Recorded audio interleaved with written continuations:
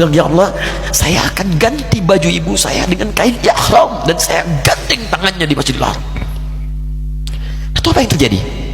Begitu saya kuliah di Libya, alhamdulillah, saya bertekad ingin berbuat baik. Puncaknya saya sekolah, ibu, ya Allah, saya ingin berbakti pada ibunda saya. Anda tahu apa yang terjadi?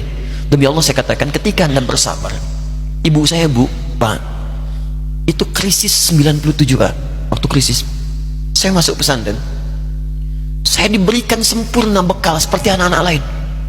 Rupanya ibu saya sudah tanya kepada santi-santi, orang tuanya, berapa bekal Anda kasihkan? Dikasih yang paling tinggi itu dikasihkan pada kami tiap bulan. Saya terima. Satu kali libur saya pulang dari jauh, ibu saya tersenyum melihat sedang jemur pakaian melihat saya. Begitu saya tiba, kaget saya. Ini kok pakaian ibu saya, pakaiannya nggak cocok dipakai gitu. Ini bukan pakaian ibu saya, kayak kain pel lah kalau sekarang. Saya masuk ke rumah, saya kejar, saya buka pakaiannya, lemarinya, saya nggak temukan sedikit pun. Saya kejar kakak saya, dia sudah siapkan makan. Kak perempuan kami yang kedua, mana pakaian ibu saya? Perhatikan jawabannya. Dia menangis saat itu. Dia bilang, mama itu telah menjual semua perhiasan dan pakaiannya untuk pendidikan kamu. Jual untuk kita, katanya. Jual.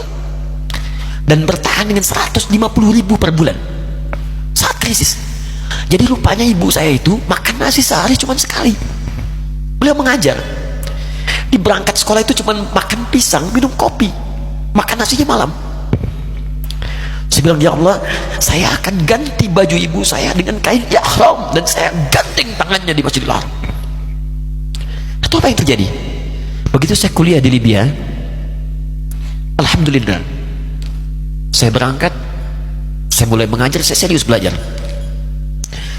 Saat itu kemudian Allah mulai berikan jalan. Saya ingin sungguh-sungguh. Malam saya bangun, saya sholat, saya belajar, saya menghafal Quran, saya belajar riwayat Quran. Sampai puncaknya tiba, saya ditugaskan pemerintah Indonesia saat itu untuk jadi petugas haji di Mekah. Saya telepon ibu saya. Saya bilang, ma, saya insya Allah akan haji 2010. Saya telepon Februari saat itu.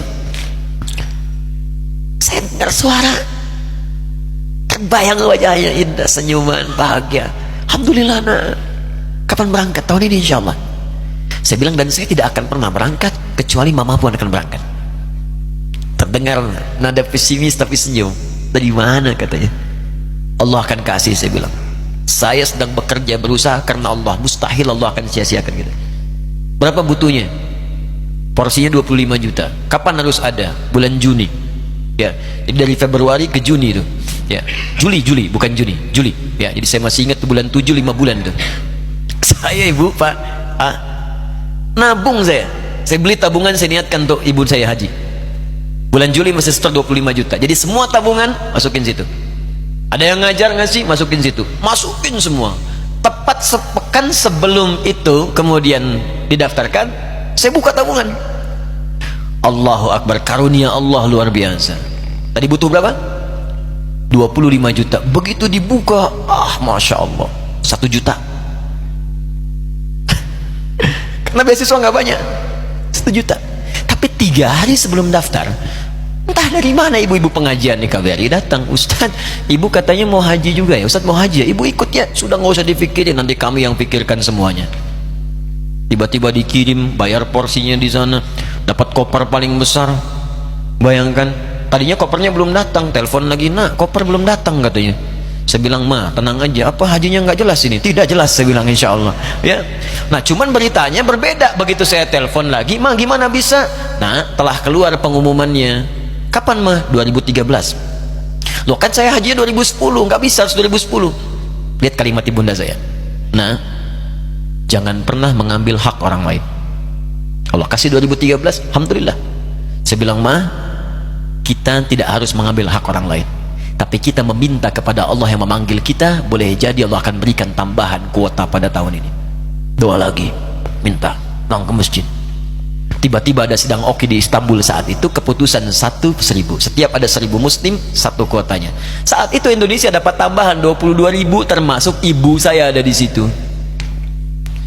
Ya, acara malam Al-Qadar 27 Ramadan malam, masih ingat betul saya jadi MC dengan rektor pada saat itu. Saya nggak pernah bawa handphone, tiba-tiba handphone itu saya bawa, berbunyi kemudian telepon itu. Saya minta pada rektor izin, saya angkat dulu, diperkenankan. Saya kemudian ke belakang masjid, saya angkat, tiba-tiba saya dengar suara sudah menangis. Nah, katanya, kenapa Ma? Alhamdulillah mama bisa haji. Ternyata kuota itu termasuk ibu saya 5 bulan Pak, wena biasa, nggak bayar tambahan, nggak ada macam-macam, bisa berangkat.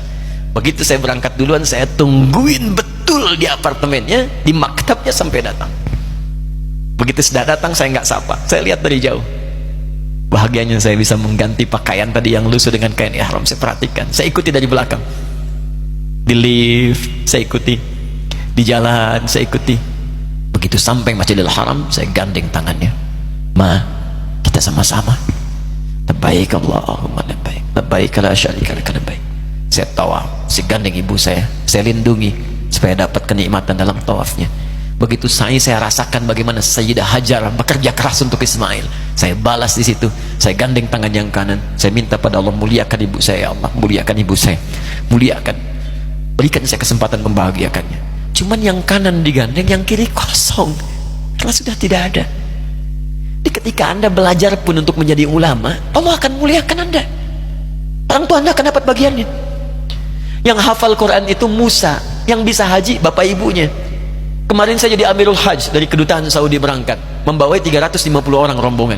Siapa yang saya bawa? Ahli Quran, yang hafal Quran anak-anaknya. Ahmad Kamil yang haji, pengajarnya, murabbinya, ibunya, temannya, banyak yang berangkat. Yang berangkat siapa? Calon ulama. Dijadi ulama itu jangankan sudah jadi, kalau benar caranya, baru bergerak pun Allah pasti akan jaga, kalau benar caranya. Di satu pertanyaan tadi, pilih mana orang soleh atau ulama? Jangan pisahkan, karena jadi ulama itu adalah tingkat tertinggi bagian dari orang soleh. Jadi mesti ada yang jadilah di keluarga.